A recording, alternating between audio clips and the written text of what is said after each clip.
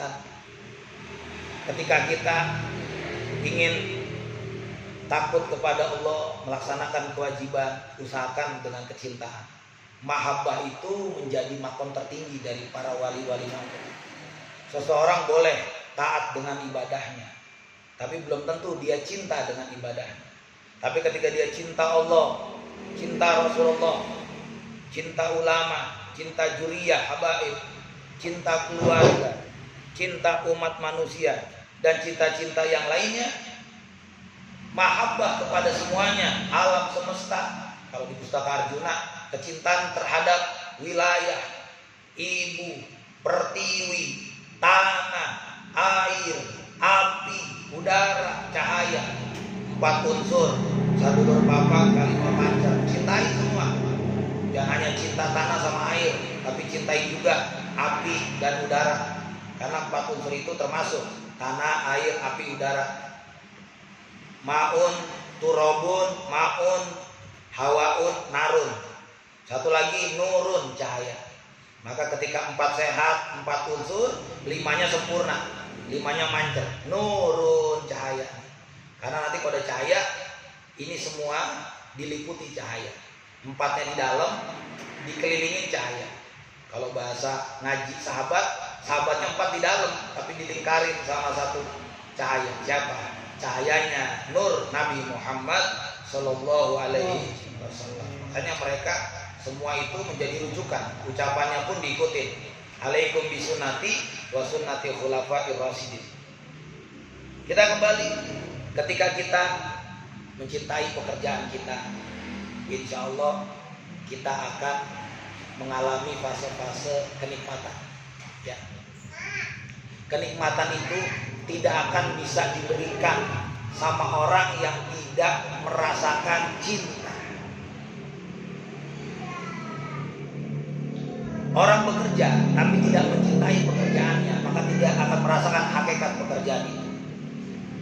Orang menjadi ustadz tapi dia tidak mencintai ustadznya, ya, mencintai profesinya. Sebenarnya nggak boleh bilang profesi. Ustadz itu tugas dakwah, dia cintai, maka dia akan menemukan hakikat ustadz. Oh, sebenarnya kalau zaman dulu nabi, kalau zaman sekarang ulama, ya ustadz juga kan mengajarkan. Cuma yang perlu dibenahi adalah niat dari personalnya itu aja. Ya, dakwanya mah udah nggak perlu dirubah-rubah, udah bagus, dari Allah Rasul udah sempurna. Ya. Al yauma akmaltu lakum dinakum wa atmamtu alaikum nikmati wa raditu lakumul islam madinah. Semuanya udah lengkap. Cuman yang tinggal kita benahi niat kita aja. Kalau emang kita pendakwah agama, kita bawa untuk apa? Kalau kita bawa untuk kecerdasan, mencerdaskan kehidupan umat, mencerdaskan kehidupan bangsa, mencerdaskan kehidupan warga negara, insya Allah jadi manfaat. Tapi kalau hanya sekedar opportunity, sekedar hanya money oriented, maka itu akan menjadi sebatas itulah. Maka innamal a'malu binniyat wa innamal likulli imrin ma nawa. Maka ketika kita itu sudah mencintai apapun, kita cintailah pekerjaan, kita punya anak, kita cintai anak kita, keluarga kita cintai keluarga kita punya pekerjaan, kita cintai pekerjaan kita, apapun bentuknya. Walaupun kelihatan orang mungkin hina, yang bilang hina kan orang lain, tapi kita yang menjalankan, oh orang ini halal, ngapain gua harus malu kalau halal gitu loh. Kalau kita merasa hina berarti gengsi, aku nggak mau kayak begini. Kan Allah nggak lihat pekerjaan rendah, Allah lihat halal apa enggak. Ketika misalkan halal menurut orang hina, ambil halalnya, karena Allah lihat itu. Syukur-syukur bergengsi tapi halal gitu.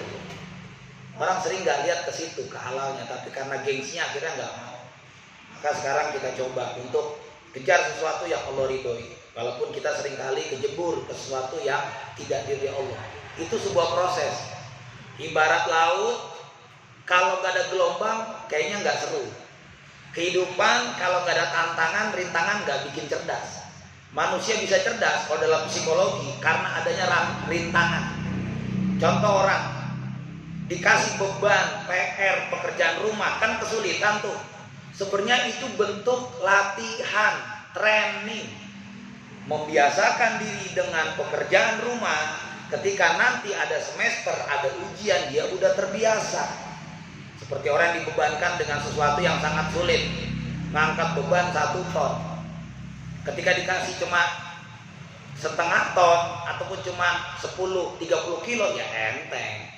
Makanya sebenarnya kita beruntung dikasih Allah beban yang berat pada saat ini. Pandemi ini, benar-benar udah merontokkan segalanya. Perusahaan rontok, bisnis rontok. Ya apapun, sampai ustadz pun rontok semua. Semua pada banting setir semua. Karena bertahan untuk hidup, struggling for life. Struggle, dia itu bertahan untuk hidup. Tapi seseorang yang punya iman kuat, dia sandarkan sama Allah. Dia tahu ini rintangan supaya kita la yukallifullahu nafsan illa wus'aha. Yakin Allah berikan ujian, pasti kita sanggup melewatinya. Udah gitu aja. Jadi mindset kita, persepsi kita, wacana kita, logika kita, gua pasti sanggup. Mustahil. Mustahil Allah bohong dengan ayatnya Al-Baqarah terakhir, la yukallifullahu nafsan illa wus'aha. Mustahil. Maka tidaklah aku uji kalian kecuali dengan kesanggupan kalian, begitu. Jadi kita coba mainnya di persepsi ini. Kalau bahasa Derry itu suges, ya. Kita main suges nih. Corona ini main suges. Orang sugesnya takut jebol. Tapi sugesnya berani, tapi tetap berani dengan antisipasi.